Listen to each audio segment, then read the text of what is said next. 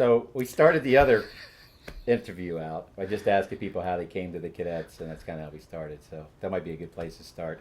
I think in the prior interview on whatever track it is, I actually talked about I think when I first met you at Angelica's, but Oh, how did I I don't know get to how. the cadets? Yeah, Yeah, well, that was pretty ugly.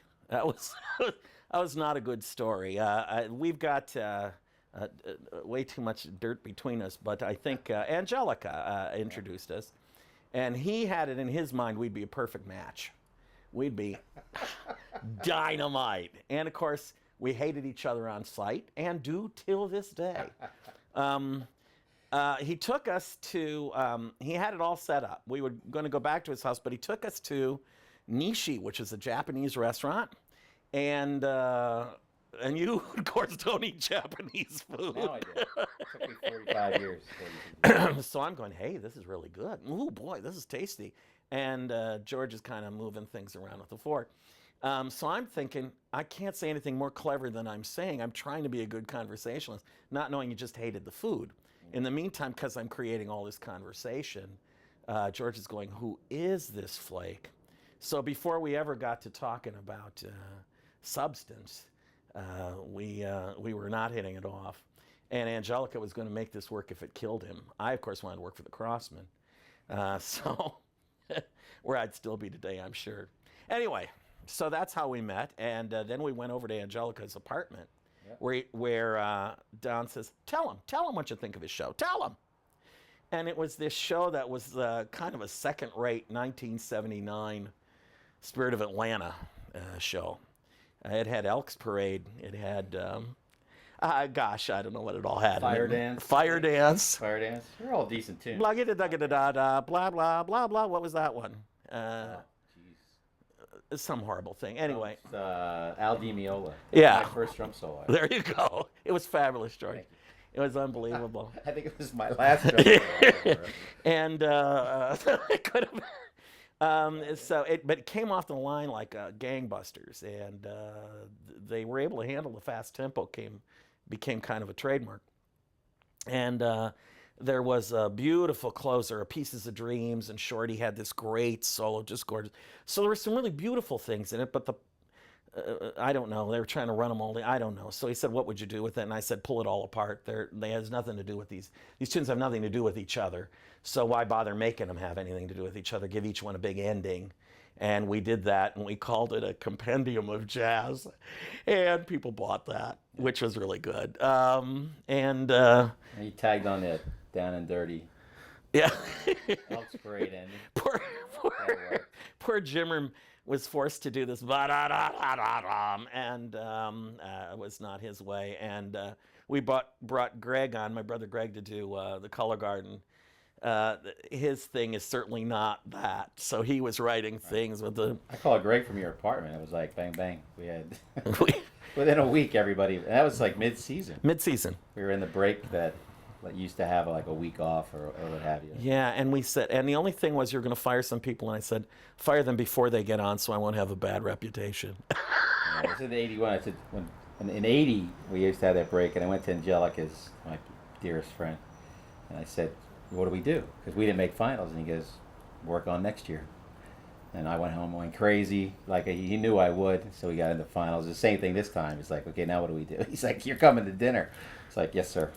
So you just kind of showed up, and then we went home and we did that. But that said, the reason that all came up because that kind of set the stage for everybody else piling in '82.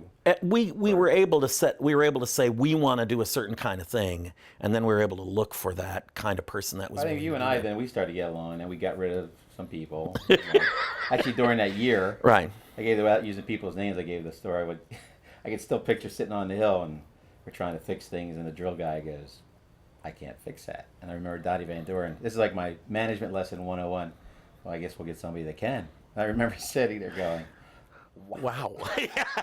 That's rough. But we did. We just started clearing house and did things ourselves. So at the end of the year, it was like there were maybe handful of us. Yeah, but I think we knew where we were headed, and we had some great musical choices. I thought, I remember it being very focused. That after we came off that year, it was like, phew, we got through this one.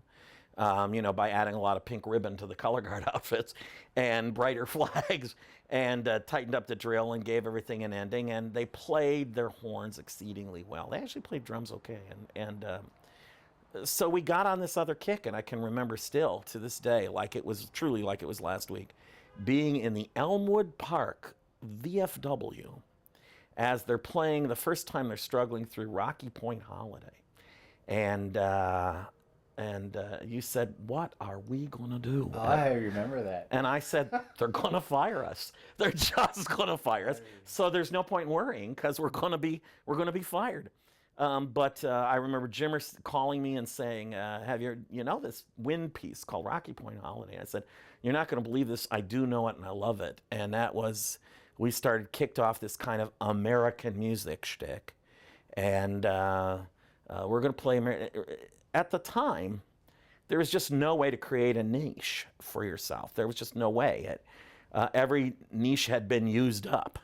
And so what we did was we elbowed our way in. Phantom was heading, they were in their first year of this terrific production of Spartacus.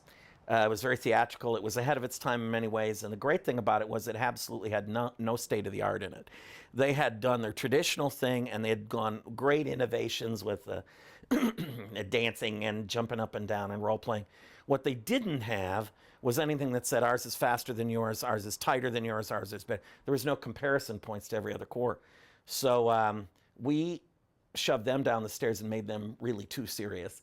And Santa Clara, who wanted to throw hoops and dance with flowers anyway, we kind of said, well, they're really the light classical, and Phantom's the heavy classical. We're in there with a clean American sound, and they bought that one too. I brought that up. I remember, I think it was here. You spent a lot of time with me telling me how we were going to do this, and I was like, I was a drummer. I mean, I didn't really even realize, I don't know, too many corps had themes other than, Blue Devils played jazz. You kind of knew that. These people were serious, but nobody actually created it's Phantom, but not too many. One or two corps. There were one or two. Every few years, somebody, yeah. This was a theme identity. The idea was the identity of the corps was this. And of course, since we looked like all American, and there had been some tradition in the corps of the haircuts and it came and it went, but it was an easy thing to recall and be, remember we had one of the most popular corps in the world down the road with the Bayonne Bridgemen. And they were the hip, we're just never going to be hipper than them. They were hip, they were hot, and so we said, well, we'll play the other side of that coin. We will be the squarest guys you could have. Because we had Crossmen, and they were hip and jazzy. And so, right. So as everybody was being hip and jazzy, it was like, there was no chance, even after all those kids in 1980 coming in, that we were going to be the hippest group. So what we had to do was make square hip. And we did okay. So 82 comes out, and people are scratching their heads going, what the heck are these folks doing? When we talked with Tom, we talked about Mark was so complimentary about how Tom let the drum line move and all that. And I said, if I remember it, the reason he let him move was they were playing so bad. He's like, what the hell? It was something he could blame it on. It was we used the hard Zingali drill for every. If they would have been a very good drum line, I'm sure he would have never let that happen. If they would have been in the running, but I had left them maybe not the best, most trained percussion line when I moved away. But the same thing in '82 when we took on this no drum solo thing. I was in favor of it because we couldn't really perform that well. We weren't in a line. We didn't see drum corps that way. And even the most musical guys, Fred Sanford out of Santa Clara and that kind of guy, who we loved and thought got the idea of what a drum solo, quote unquote, should be. It still wasn't our lick, and we didn't have those kind of drummers. Right. So it made sense for us to give the melody to the drums sometimes, which was kind of unusual at that time, and make them a full part of the composition. When we brought on Zingali in '82, he jumped on that right away. And Tom was willing to let them fly all over because they really could be good marchers, at least. They could be good at something. Yeah, no. It turned out that they were a pretty good drum line as it happened. And so it all kind of came together, '82, '83. I was amazed in '83. I looked at the recaps, how far out we were in drums. I mean, I remember being out, but when you really look at it on a recap, you were like, whoa. And it was points.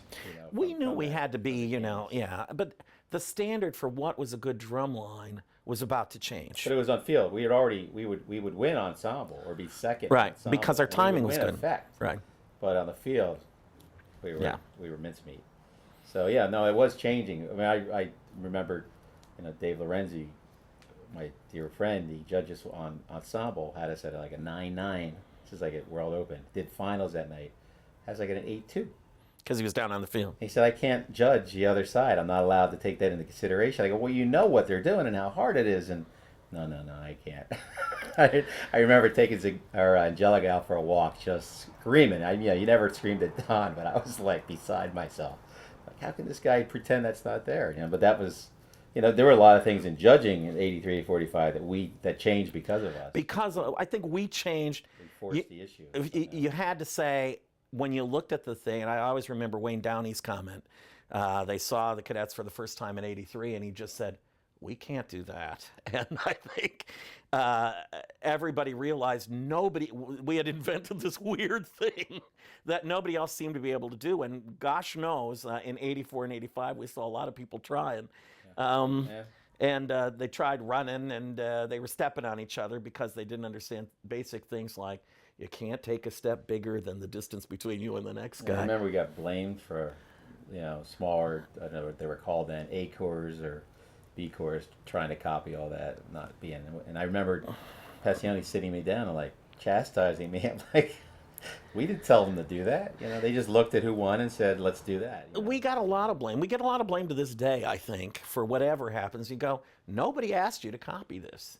What you need to do in the state of the art is reply to what's going on, not copy what's going on. I don't think anybody that's actually copied gets very far when all is said and done. And in fact, that's what informed our championship philosophy, which was, if we were going to win it, and we did this long before we ever won a thing, if we were going to win the next year, because how could you ever win anyway? The next year you were going to change everything. Right. And it was to take the drum corps, all of them, to the next level. In other words, your obligation as a champion was not to win again, but rather to move drum corps while somebody else got the shot to win. And so that's why the three-peat that we're celebrating with this tape, that's why the three-peat was so unbelievable at the time, was because we really didn't think we were going to win. It really wasn't set out to do that. We had done what for the time was a very intellectual show in '83. There was Rocky Point, the new improved Rocky Point, one of the last times anybody could repeat a tune. Right. And we knocked that out of the ballpark ourselves. Right. You can never do another tune repeated. A couple after of '84, when you did it, we took out the whole show and then won, we pretty much, that was it. That was it. You couldn't repeat it again. Although Santa Clara did it in '89, was very successful. But I would say that's probably the last time that's happened. That's true. Yeah. But it was Santa Clara. God, whatever that license is, God bless them. But I think that the philosophy was, we will change completely. And we'll do another whole thing when you least expect it. But it's all going to be American music. It's all going to be right up your alley. You're going to love it. We're going to go 180. No matter what, we're going to run backwards. The color guard's going to be throwing things and tossing things. You're going to love this thing. But they're going to dance, and the corps is going to move, and that's just the way we do things. And so we did this '83 show with the Rocky Point, and at that point we took chunks out of the Gershwin from the year before and plopped it as endings and hits and so on into Rocky Point. In fact, at Midwest Band and Orchestra, the Sirius Clinic, every winter in Chicago, one of the featured college bands was going to do Rocky Point. And so a lot of people who loved the Cadets version of Rocky Point streamed into this concert. And they get to the end of the Rocky Point, it just goes, plink, plunk, plink, plunk, la, la, la, and everyone went, where's the ending? And of course the ending was all pure Jimmer, Hannum, pushing the issue, and the a cappella chord and the whole shebang. And everybody just figured it was that, and of course it was, Dizzy Jimmer. This is a guy who could write anything, anywhere. I got to jump to 84 for the story, but I come over to the T-Neck house. This is you, Zingali, Susan Urban, who was tour manager, and Sylvester, and I'm skipping somebody in there. Pat Zampetti. Pat Zampetti. Everybody was living in this house in Teaneck that had a room that had stars in the ceiling, and we're sitting down, and later I'll tell the story of inventing the show for '84, but I can remember Jimmer. I came over because I would come over the bridge and we'd have meetings, and I can remember Jimmer sitting at an end table on a couch watching wrestling on TV, wrestling on TV. And the TV is turned up high, wrestling's going, Jimmer's on the end of the thing, end of the sofa, and he's leaning over on the little end table there with the lamp. I figure he's taking notes on the wrestling. I have no idea. He's writing, "I have a love." And so, and his notation, if you've ever seen Jimmer's notation, it looks like a 5-year-old's. It doesn't at all resemble what you think you're going to hear. So I'm looking over, there's notation going down on this card table. It's shaky and it's all. And, you know, we go to hear it a week later at camp, and we're crying. And I started, in the middle of crying, I'm laughing because I'm thinking of Jimmer writing this during wrestling, and it never had the same effect. Used to write on that little tiny keyboard, not even like you would buy your 11-year-old. Like, you would never really play you would just play a couple notes. You'd hear him locked in his room. You just hear a couple notes. He'd just be in there at the door now, and then he'd come out.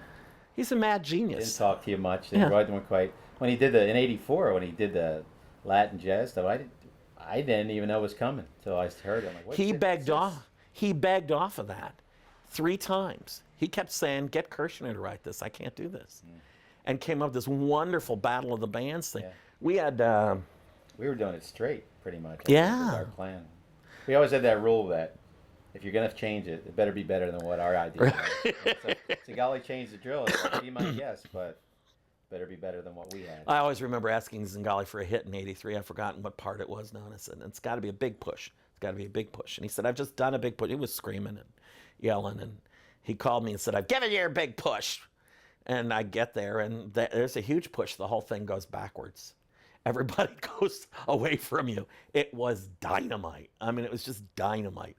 But, and we were inventing stuff then, too. We're trying to, sometimes it was 2 ideas that already existed, but nobody had put them together. That same room, I always called it the ashram room, because I think somebody that had the house before you had some sort of meditation or something.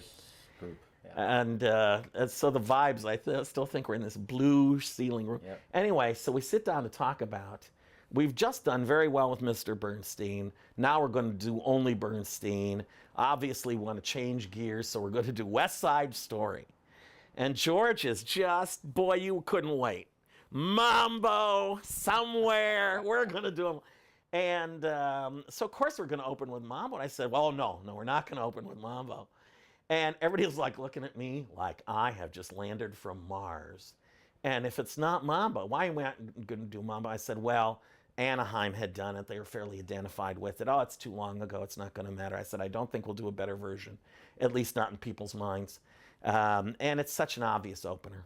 Now everybody's going to, oh, Mr. Artsy Swartsy is going to talk. And they said, well, what would you have us do? I said, Maria. And they were like, and of course I had to sing it and do all that stuff that I did in those days. Mm-hmm. And but Jimmer got it immediately and realized that in a short amount of time we could be playing at top volume, having created this gorgeous thing until the soprano voice comes in at the top of the thing and just nails this thing. And it was perfect for the whole kind of balletic thing we were introducing. And it just set up 30 Marias, and the whole thing was just completely different. And it was, there's 2 ways to get somebody's attention, scream or whisper. And so we decided to whisper. And so a drum corps show starting with "The most beautiful sound I ever heard" was completely out of the ballpark. And by the end they're screaming, and George writes this abstract rose that starts as a bud and blooms and then goes overblown and closes up. Yeah. I just gave It helped myself. to have some have the Barb Maroney. Well, Barbara Maroney, I don't know. She's breathing out of her ears or something. Bought us a championship. A couple of them. But certainly that year, it was just luscious. And they staged her so that she had her own The thing moment. was, it was like every night. I mean, she rarely, ever. I guess she missed it. One of the notes at finals, and actually, unbeknownst to me, that Don actually figured out with Jim Unrath and Larry Rock, and they cut in. Yeah, so on But, the you know, TV, you she get it, probably and on played the. it 40 times, right? Yeah. And she, she had it wasn't even a crack. It was like a half. A little blow off or whatever. She was a wonderful performer and Ridiculous. one of the And great she wasn't kids. even trained. I mean, she wasn't a music major or anything like that. At the time, she ended up being a music teacher, but not at the time. Yeah, she was pretty miraculous. Just played. There was a bunch of miraculous kids in that corps. I just, there wasn't, I can't name one that you can name that didn't have a story to tell Yeah. and didn't have cadets on the brain. But where did go back a year? Did you bring the mask to the party? Jimmer and I both, here again, from opposite ends of the thing. I had known the Mass and thought it had a lot of good stuff.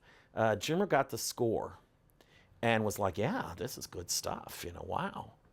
And so there were pieces I knew. It was the same thing with West Side, where I had been involved in the Broadway. There was a 1980 Broadway revival, and I'd been involved, so I knew there was all this dance music that's never on the record. At the time, there were records, LPs. So we had a great time because it was stuff nobody else would touch, and Van Doren could do all of his keep thinking thing. It could have this shape that didn't resemble any other drum corps because the tune had nothing to do with what any other drum corps would play.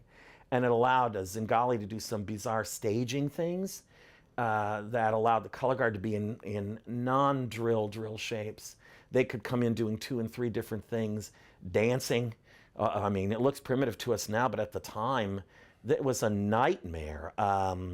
I can remember people coming up to Greg and going, "Where's their headgear?" The year before, the Blue Devils had done this kind of very Shirley Doherty had invented this kind of sleek kind of thing, and that wasn't us either. We were in nun suits from kind of a Skylarks thing, and so we invented this cadets in their ladies look with the prairie skirt and the rose in the hair, and it was the magic for us. By 84, we're not using any weapons at all. It's simply a piece of fabric of some sort. And it changes what people think of as what's possible with color guard. In fact, oddly enough, today we're back to rifles and sabers. And They never used weapons, Dave? I don't remember. Really? Shawls. I remember the Shaws. They talked about the paper lanterns. I was 83. Yeah. The Shaws. When the Shaws didn't show up at the biggest showdown of the year for us was at Madison. But you know what? And Greg has nightmares about that to this day. To this day, he has nightmares. My brother was on tour. We sent him back. He went like 96. Showed up as we're leaving, and everybody was free. We'd never seen any of the. It was I think Santa Clara was there. Right. It was Santa Clara and Madison. And we thought, and then Whitewater's the next day, and we thought, if we could win, it would be like a 10th, and we won by a bunch. But we were the most surprised guys on the planet. We went outside like, let's get out of here. Right, quick. All right, you go that way, I'll go. And then those Shaws. But you know what? And what happened with the Shawls, as it turned out, there were folks saying at the time, well, they're not really dancing. It's all props in their hands to hide. So the girls did the dance without the shawls, nothing to cover it up. And by chance, I've forgotten who was the dance guru then, was at that show and went, no, their hands are spectacular, their arms are barrel-shaped. This is a wonderful dance. And in fact, it helped us when all was said and done. It was a divine providence, I think. We used the shawls again in 84 for what we call the bearded lady, where they held them above their heads. But when she goes, I have love and all and that's all shawls. And George makes that connection. So the melodic segment was just a piece of fabric in their hands. And he does all these gorgeous connections in 83. Oh my goodness sakes. I mean 84 with this with the shawls, and the trumpets come from I'm using modern terminology. The sopranos come from the way far and back. da-da-dum, da-dum, and it gets applause for just coming in time from that far back on the field, and suddenly there's this rush of, the girls have been going that way anyway, and they suddenly turn and there's all of these sopranos playing. And then the whole thing comes together for this beautiful thing, and Jimmer shoves the discord in there. It's dynamite. It's just dynamite. I watch it for pleasure. I just watch it for pleasure. The sad thing about '84, outside of, no food, no uniforms, no horns, we were playing. No buses. No buses. It was just a nightmare. That caught up a couple years later. But Terrible. we were down in the South. We had to do a Southern tour, and the Spirit of Atlanta was relatively competitive with us, and it was very generous on their parts because they were lending us horns and flags. And our uniforms, I think we had parts of them, but the Shakos were in the truck, and the truck was always 2 days behind us, breaking down at the same rate as the buses were breaking down. We were missing a show, and they'd show up the next day. And the sad thing was to use the Spirit of Atlanta's equipment and beat them. And this was not so pleasant. You know what that story is? I just told somebody that the other day. Is we were breaking in every night. I was running on no sleep whatsoever, driving trucks and everything. I think we were in Toledo or somewhere in Ohio, and then the next day was a Toledo show, and I was just couldn't go anymore. So I said, we're not going to travel tonight. We're going to stay in the dorms. I kind of created it like this is for the kids, but really it was like I couldn't go anymore. So we're going to stay there. And we're going to get up the next morning. Well, I just thought it was a night show because everything was a night show. I got up the next morning, 8, 9 o'clock, got my tour book out, sitting at breakfast, barely alive, and I'm like, oh my God, we're on at 4 o'clock. Right. Prelims. I didn't know there was a prelims. I think it was U.S. Open. So we shot there. This is going to get me in trouble now. We shot there, and we knew we weren't going to make it. We were going to get a huge penalty, so we said, I think you and I were the only ones who knew about it. Because actually, Hannah looked at me and goes, what? Because it broke down. I said, let's leave the truck. Don't bring it in. Park it outside of town. And we'll go in and say, we don't have a truck. And it worked. They didn't penalize us. We bought all this equipment. It not only worked, but it became the basis for the Boston Crusaders' entire lives for the rest of the decade, I think. They went, this is good. We'll have to try this. Yeah. Well, they were woolier and wilder days then. I don't think that would happen we were today. talking, before I had called Don Pessioni at one point. We couldn't go. We just couldn't move anymore. We just stopped. We had one bus left and tried everything we could, and we just couldn't go. And I rented buses. Didn't have any money. I just rented them on a signature. We didn't have credit cards. We didn't have money. Right, I had an American Express card, and we gassed up all the buses on my card one night, and they called me at the gas station while we were gassing up, saying, Mr. Cesario, we have an expenditure at such and such gas. Is this really you? I said, oh yeah.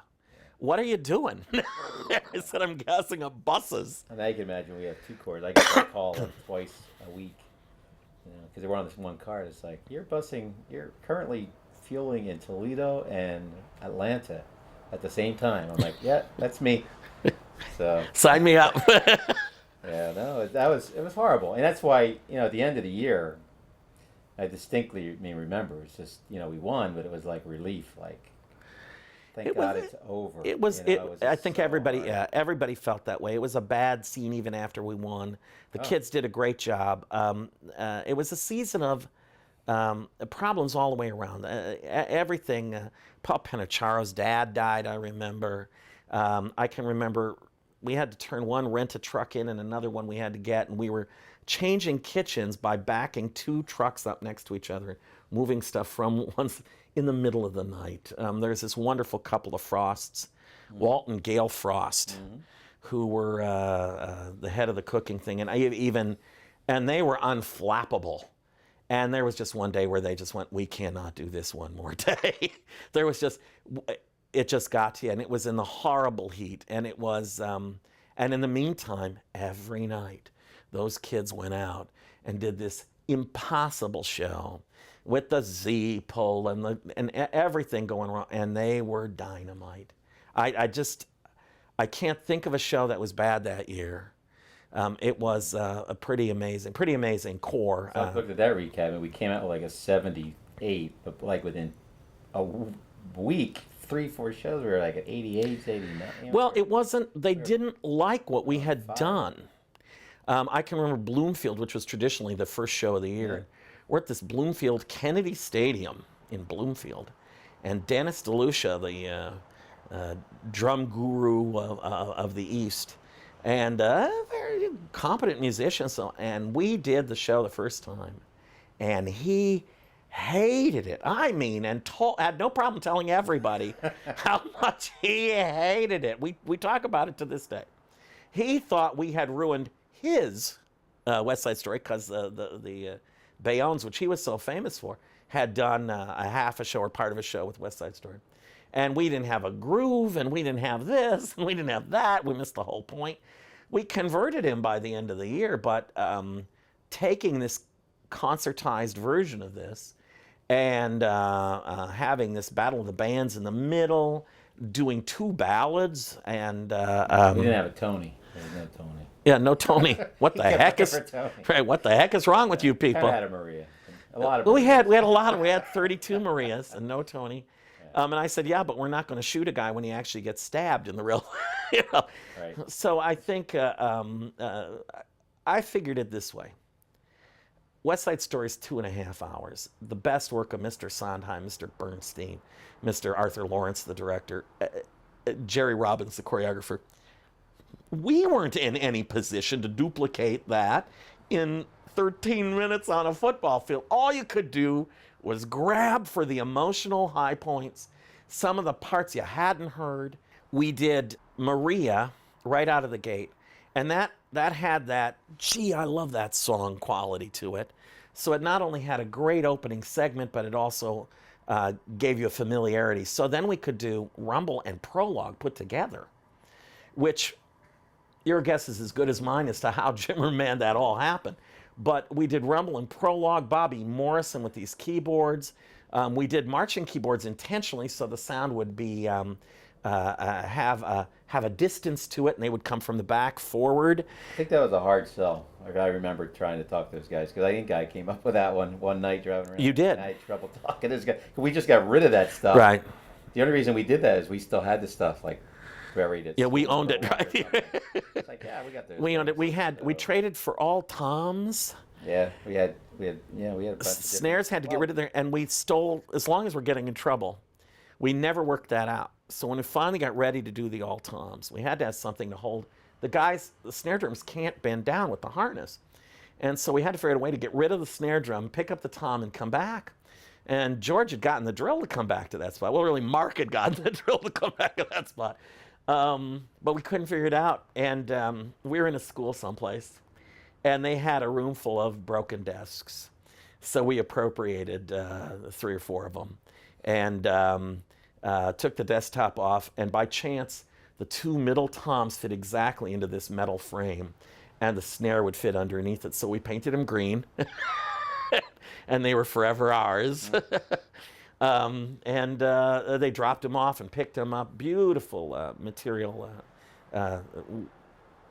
changing of materials and changing of timbres, and really got some different sounds in there. And that was Hannum and Morrison just being so darn inventive. But after Maria, we had the crowd sucked in. So we could, in fact, give you Rumble and Prologue, and they go on for a long while. And you know, today they sound great, but you don't know how weird they were. At the time, that was something that would make the audience's eyes bleed. They were weird stuff for the time, and these rattling things, and you know, and then this thing would start, and you know, and it was like people were like, "Stop, stop!" Prior to that, we got a standing ovation just for moving backwards.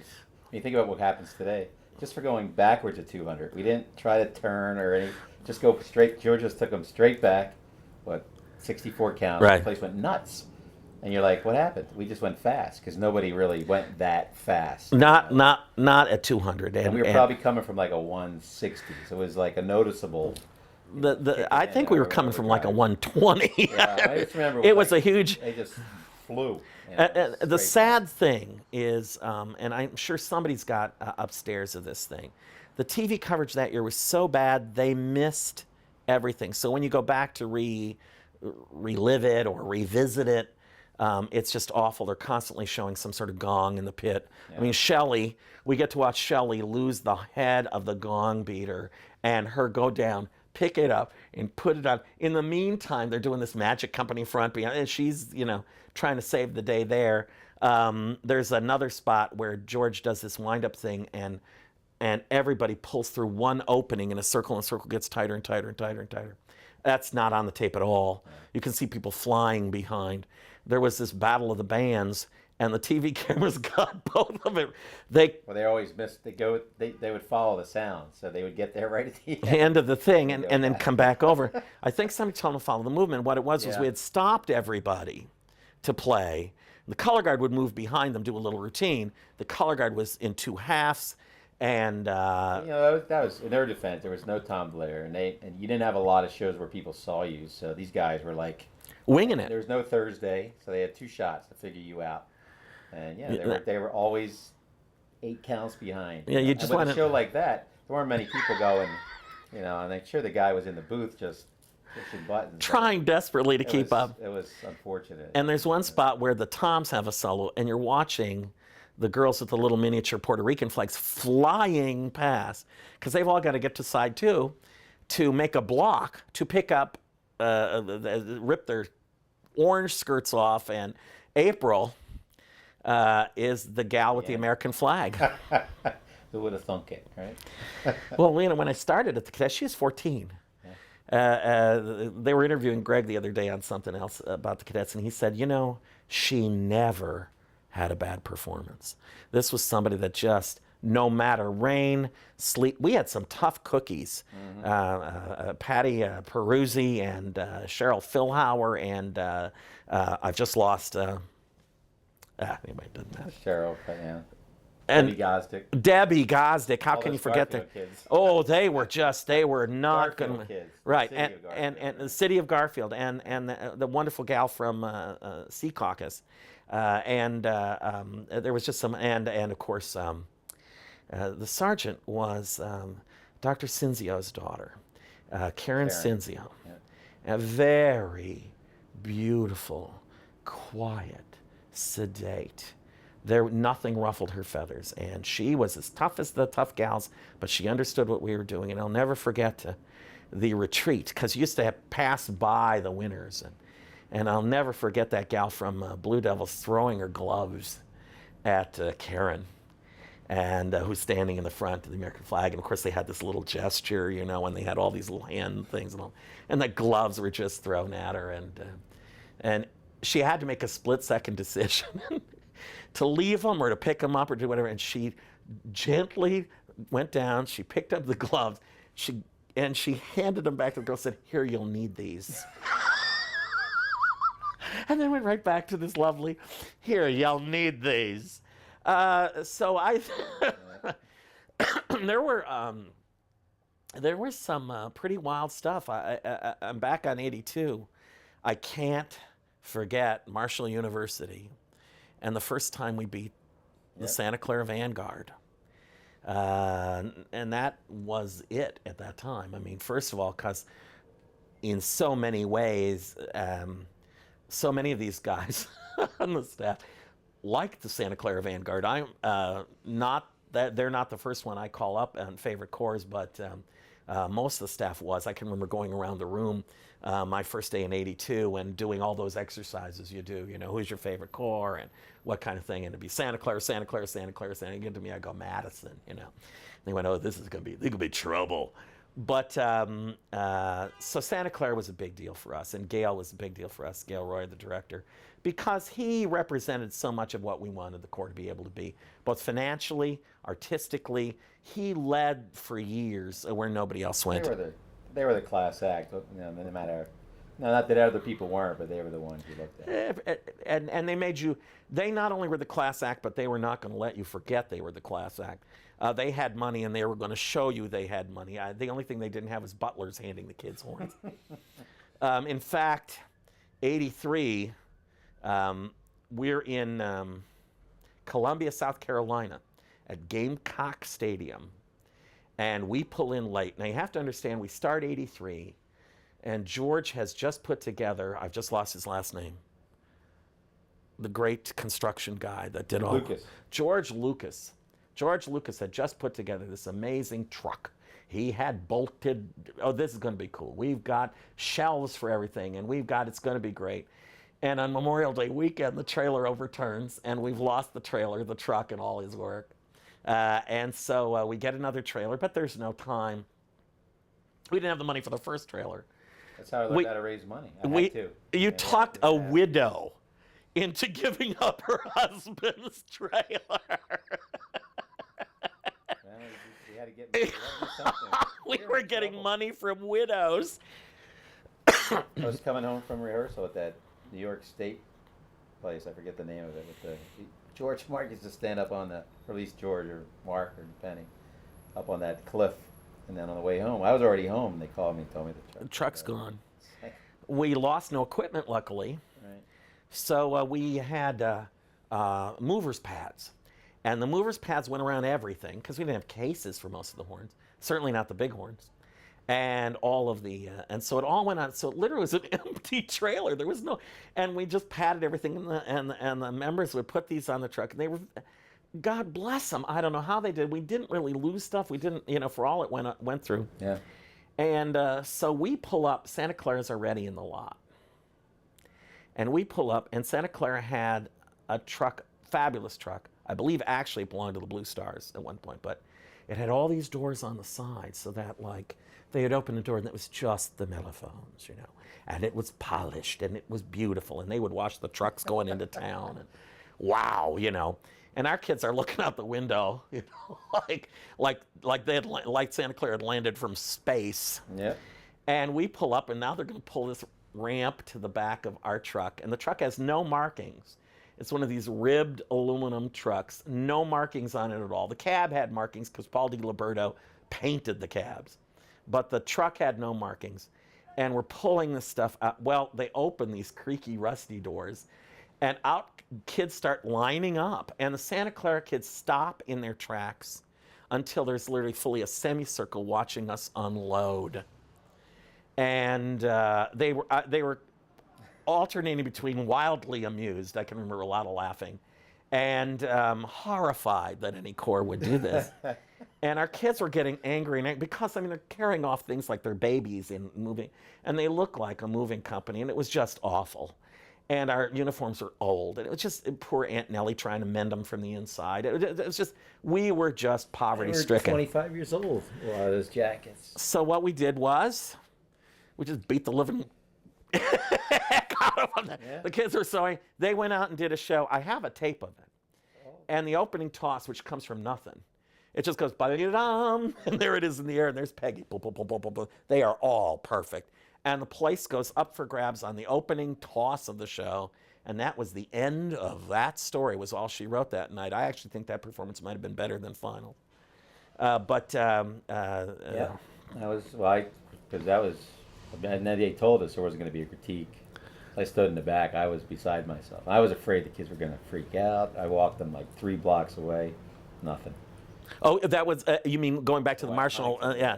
At Huntington, when we're thinking they're going to freak out. I remember you telling the drum majors, you're going to stay at attention, you're going to stay at attention. Well, we had never really talked about what you do when you win because we never really talked about that yet. I mean, we talked about it by the following year. But well, luckily enough, they had good training that their thing, and part of the tradition that was kept was that they just stood. No matter what happened, they were going to just stand there. I think it was Mark that said it. He said, all of us had come from programs where we lost so much, we knew what it felt like to have people jumping up and down next to you. So we were all like, let's not do that because it hurt. It hurt to stand there and have the guy next to you. They were just celebrating, but you still had to go, like, yeah. So we just never did that. And we got a lot of criticism for that in '83. The Autotrons. Oh, right. What happened to, they destroy their kids. They can't even feel anymore because they just stood there. They felt plenty. Oh. But we took them that night. We kept going another block. And you were on one side of the car. I was on the other side of the car. And I said, is this enough? No. we were far. I know. We were like in the next town.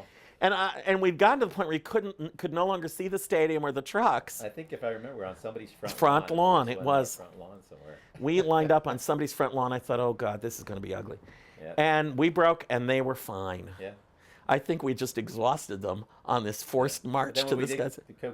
the same thing on the backside, we got back. We had to wait for everybody to leave because we had to push out because we couldn't. Yeah.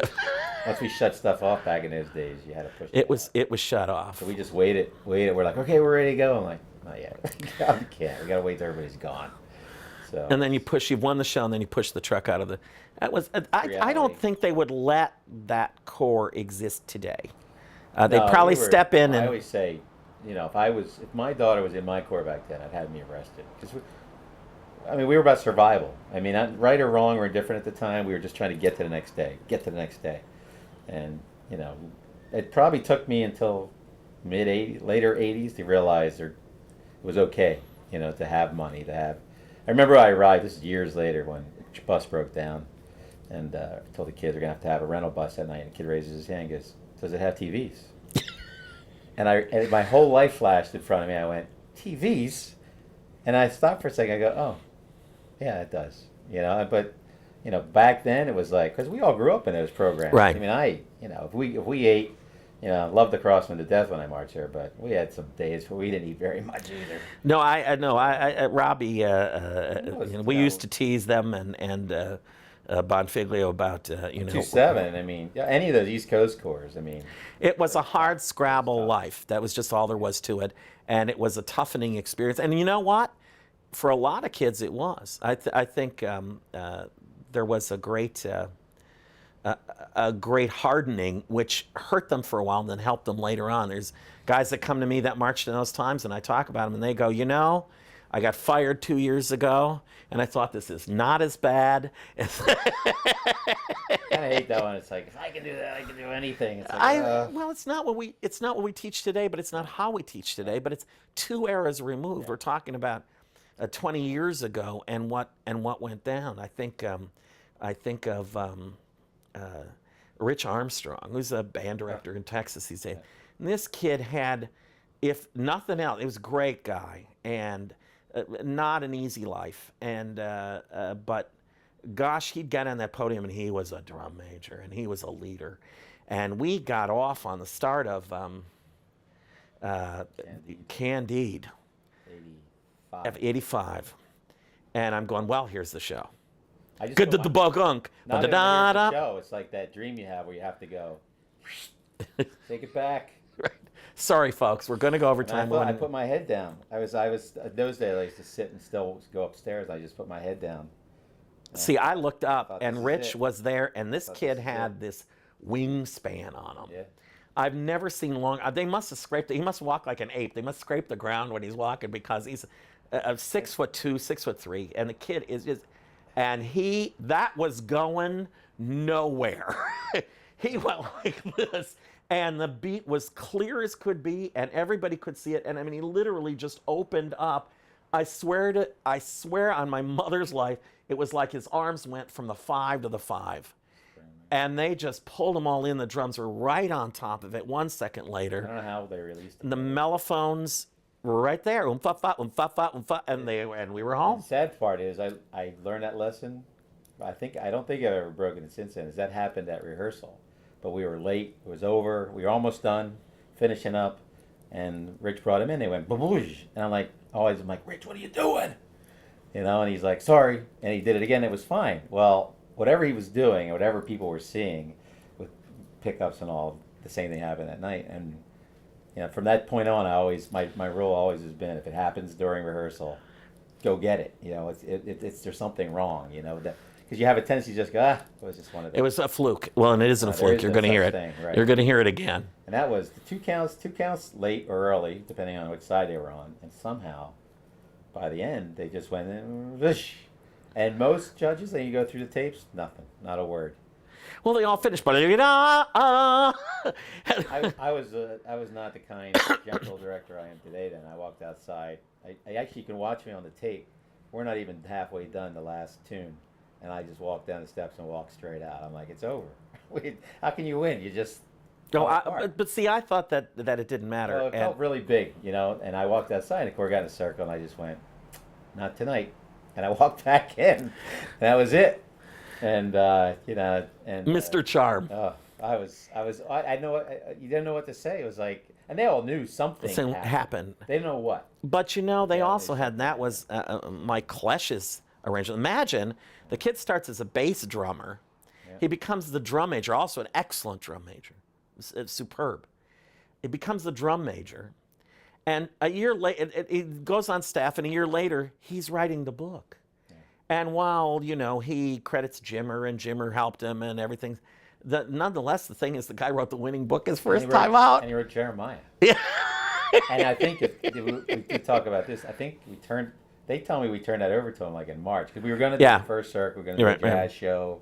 We are going another direction. We had a different arranger. Jimmer and Donnie had left. Donnie's mom passed away. And, you know, it was transition time. So, you know, let's not stay in this classical stuff. Let's try another. Something so that you couldn't compare it directly to Jimmer. And we had an arranger. Who was a great arranger. And he got cold feet in March. Tom, do you remember to the moment being at my house, and we lived out in that place on the lake, and we got in my car, we drove to his house at like 11 at night, banging on the door like, we want music, and he just couldn't get it.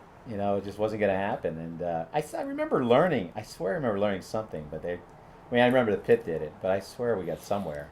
But Tom's like, no, man. He goes, we were done every percussion ensemble chart we could do. Right. And we still were waiting for music. Waiting for me. So Mike took it on. Like March, and we turned it over to him. And probably the hardest stuff then, and you could arguably put that, other than the fact there was no applause point for 7 minutes, and we didn't care. But you could put that on the field today, and that's as hard as just about anything. It's probably as hard as anything out there. I mean, if we hadn't done the next two tunes, you'd have been in big trouble. And in fact, in '86, we, you know, now what's become a kind of cult thing, on the waterfront thing, was in that same vein. Yeah. Well, we won. I think we won because the kids were just, nobody could believe that we were pulling it off. And I'll never forget Angelica. He had been kicked upstairs booted, yeah. to that broadcast booth. But he said something to the point of, yeah, you know, they make mistakes here, they do this, they do that, but, you know, oh my God, you know, we really look at, and that was still a day, get in trouble again, but where you got credit for what you did, you know, what you tried to do, and you know, it wasn't perfect. No, but I think that the answer was, and we always used to say this, that there were some superb cores, and what they tried to do was go to this level. Here, we'd even get judges to agree to this. And now my secret is out. I remember that. You go, here, would you agree that here's where they've set their goals? And they go, okay. I said, would you agree that here's where we set our goals? And they go, yes, we would agree to that. And I said, can you see how if I get 80% of the way to my goals, I've beaten them? And they would go, I mean, it was like click. Yeah. And it was like, I don't have to be 100% perfect doing what I do. It was the end of that, well, they do what they do better than you do what your thing. And you go, it isn't things. Would you agree that here's what it is? And at that time, that worked. Doesn't work today. Well, that all led to I don't know what year that was. I can picture myself in the boardroom, the performance of the performer. It started in '84. Which was all counteract that whole argument. Right. It was all in. It was two groups that wore blue that shall be nameless, one from Concord and one from Atlanta, and it was all performance of the performer, and they clearly can't perform. And if you can perform, that's what you deserve. And that was '84 that started because and it was ugly.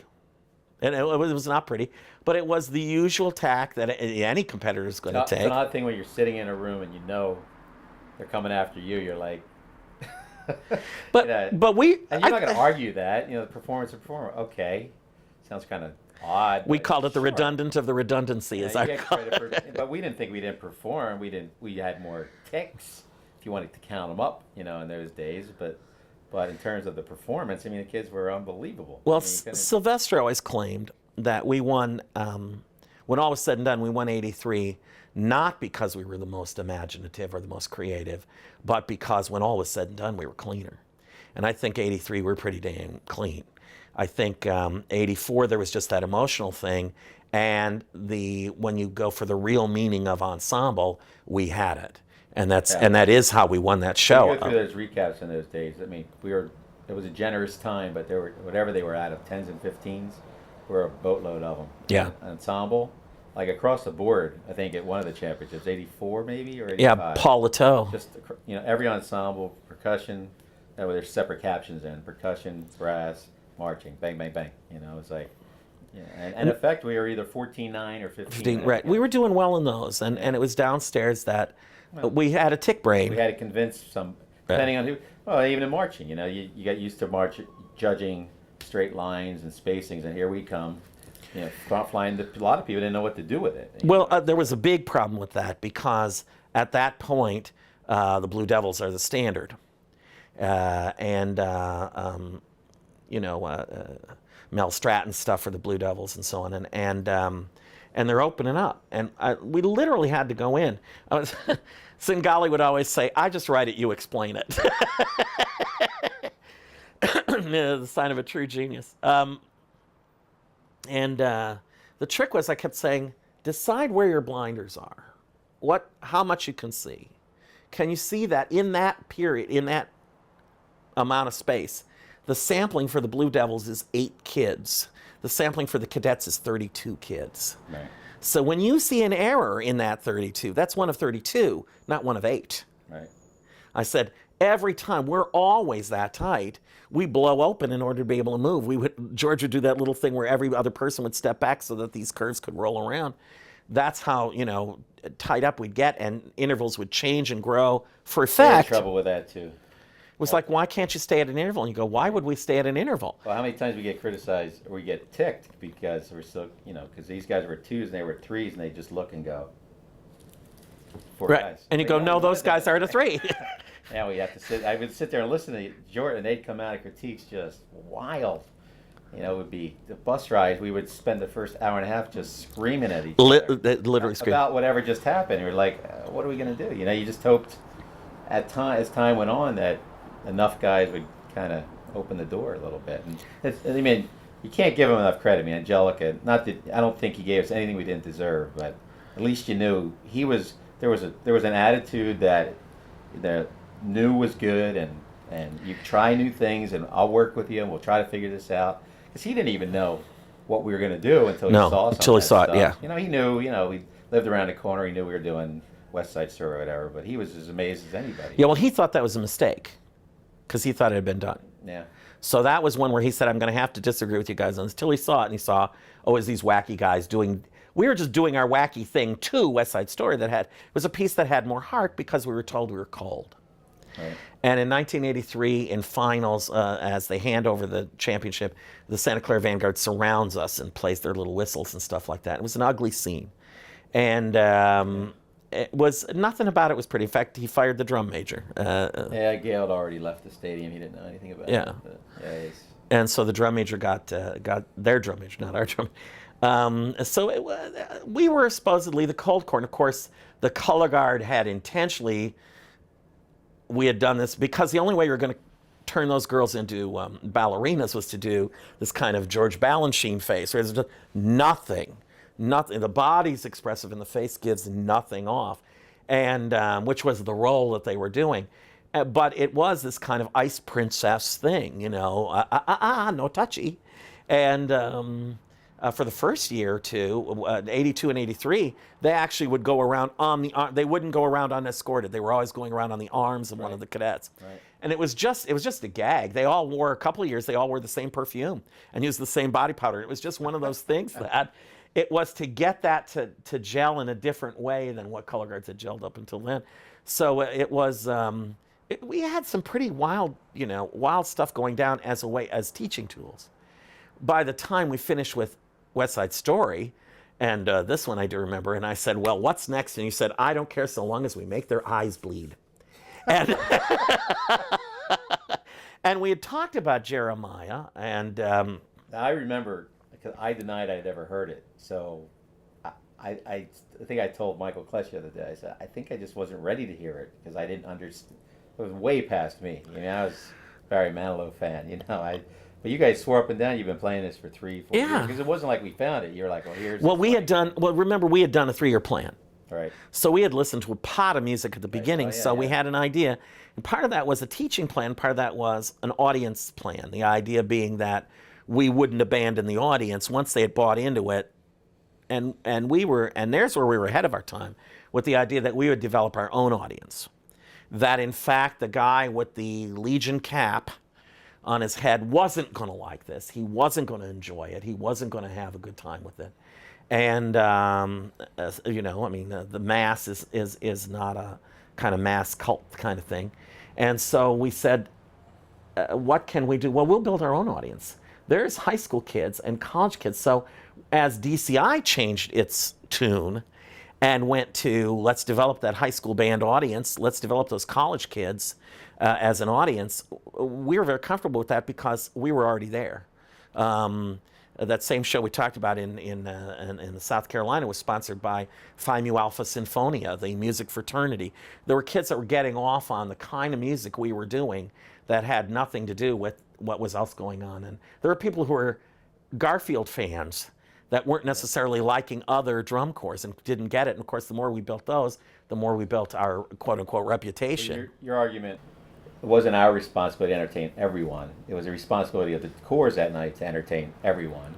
But, you know, you might like the Colts, I might like the Cadets, he might like the Blue Devils. As long as everyone got a piece, you know, that's what it was about. And I always bought into that. But there's still, even today, I think there's that underlying pressure that you have to appeal to 25,000 people at one time. You know, like, how can you do that?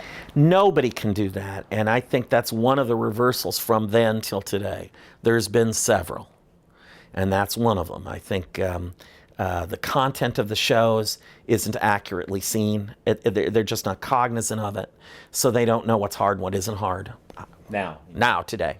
And I think that there was a big emphasis on making what it was important so that when the performer performed it, you could give the appropriate weight for the reward. Right. I still don't know how you reward something if you don't know how hard it is.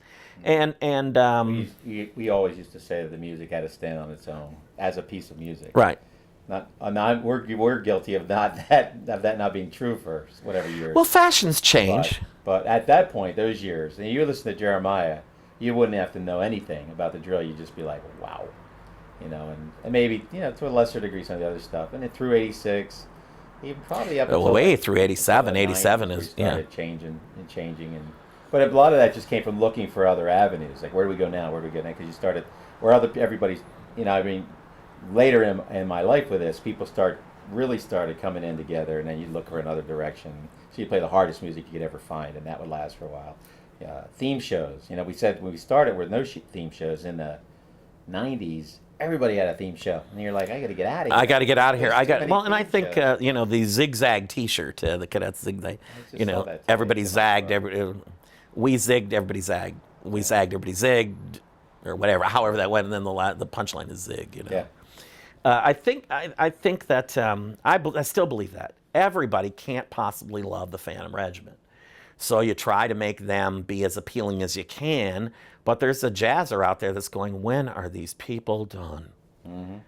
And while we had some shows, West Side Story just has the unique quality of being able to reach a wider range of people. And we knew that we could not stay there and do Broadway show music, that there wasn't another, you know, people go, why don't you do another West Side Story? And you go, you think if there was one, we wouldn't have already done it? And we did do the Candide in the fall. We did Jeremiah and Candide, and the Garden Grow, just luscious. With the ABBA ending. We were overtime as per usual.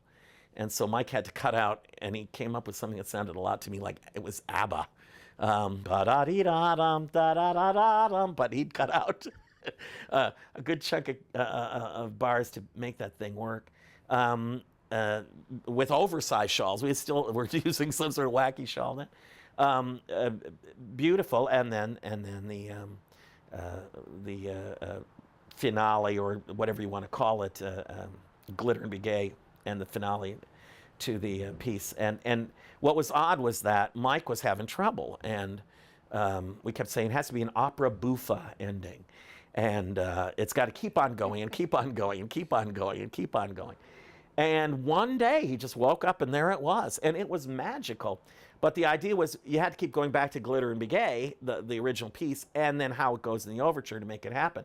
But the one thing we knew would sell that, as difficult was, Santa Clara had actually played it and had convinced everybody in the world that this was the hardest piece of music ever. Now, it's pretty hard, but it's not the hardest piece of music ever. But they had convinced everybody that this was the hardest piece of music ever. And they had played it standing still. This was still in the day of the concert number.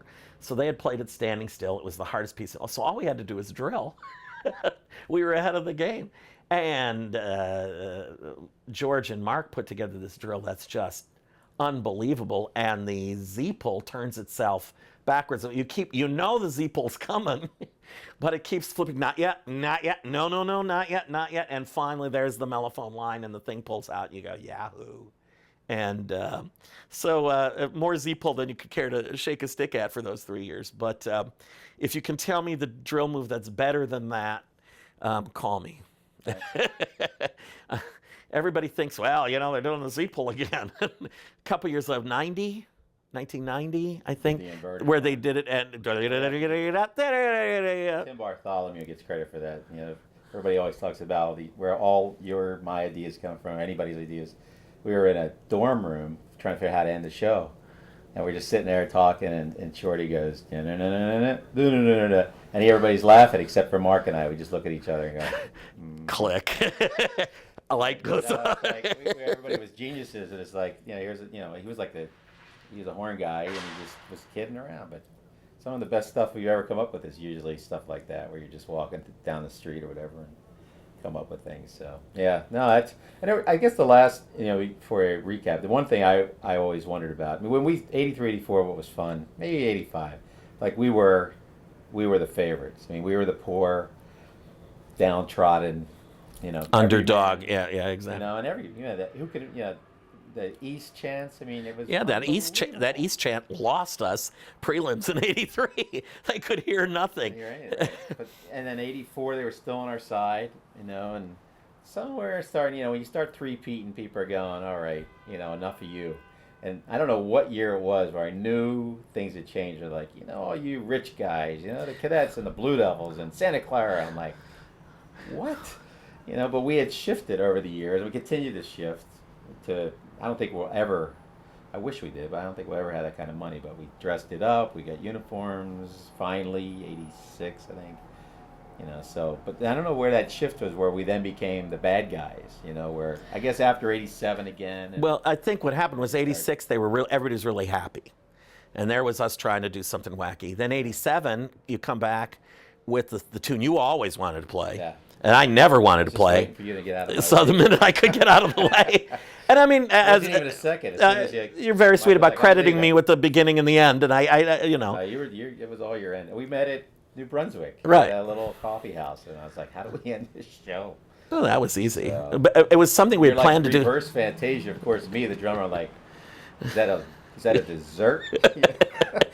It's like, no, you got to. Like, oh. Okay, we'll do that. Yeah, that was the one where I'd said. I still say that you weren't there. I still say that. Sorry, Rick. I still say Rick Wygat didn't play that song. I've listened to that tape a million times. I don't think he played it. So, but that was just wonderful work, and so it continues. And one of the great things is to look at the core and see a little piece of me there still. Every now and again, there's a gesture or a move or whatever, or they click in and you go, there it is. That's that, cadet thing that didn't exist before I got there, even though I meant I'd be directly responsible for anything they do today. But, you run into them, and they're teaching all over the place, the kids that were, and writing and high school bands and winter guards, and you run into them everywhere. And, of course, kids that were 21 are 40-something today. Yeah. And the kids that are in the Corps weren't born. I have no idea what the heck we're talking about. Certainly weren't at the show going east, east, east. So I get a charge out of the fact. It surprises me, if you want to know the truth, given what everybody says about this generation. It surprises me and it thrills me that they see that and they like it and they recognize it for what it is. And I think one of the fun things for members of the cadets is that you get to go and say, I'm standing on these guys' shoulders, and that's how I've gotten where I am. And the fact that at the cadets, they recognize that the kids in the cadets, and I give you the credit for it, but everybody that's there, they understand that it's based on something. It's not just, oh, well, we decided this year we're going to do this, but rather there's a tradition of doing the wacky, doing the wild, doing the innovative, and being out on the cutting edge. And if they don't like it, they don't like it. Somebody will like it, or somebody will get their videos and go home and go, that was really cool. And it becomes a cult show. The 84 show that we talked about, the West Side Story show, won by 1/10 of a point. Right.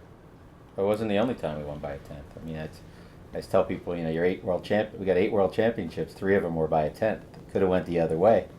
Very easily. I think the closest, the most, whatever, the distance to the second, we were 3/10 once. 92, when I really thought we were going to win. It was one of those where the story was supposed to end with us winning, and it didn't quite happen. But, a 3/10, it's great. It built the tradition, it built the organization. I think there's a lot of things that we did at that time that became the standard. And I think there's a lot of things that are just good. You got to remember, I wasn't really a drum corps kid. And I wasn't, I was more of a bando kid. And I was older than everybody else. So I'm 33, 34. You guys are 24. 32, 33. Angelica, the 3 of us were 9 years apart. Right, yeah. Yeah, 9 years apart. And so Angelica was 9 years older than me. I was 9 years older than you. And so I wasn't a kid. And I had already worked professionally, had a Broadway show, had, things going in Las Vegas. I'd already worked. So a lot of these things were things that I already had kind of developed for my personal, professional life. And were kind of standard things that you did in the theater. I'm not pretending I made them up. Right. But tell me what this is in 1 minute is the standard Hollywood pitch. You've got 2 sentences to tell you what the next... So I think that there were things that we brought from the regular world and added them on top of what good drum corps was and reshaped the nature of what drum corps is. I think there's very few corps. There have been some superb corps and corps that could have won or should have won that did not, with their existence, reshape the nature of the activity. And the one thing I'm proudest of is not all the wins, and I'm delighted that we won. I mean, I can't tell you. Thanks for the rings. We're not sitting here for a second place 3. Exactly. Nobody's saying 3 silvers? Do a DVD. But I think that the fact that the cadets were able to change the very nature of what drum corps is, and that their status in the activity was not based on money, was not based on charm, was not based on influence. It was strictly based on the talent of the kids and the inventiveness of the staff.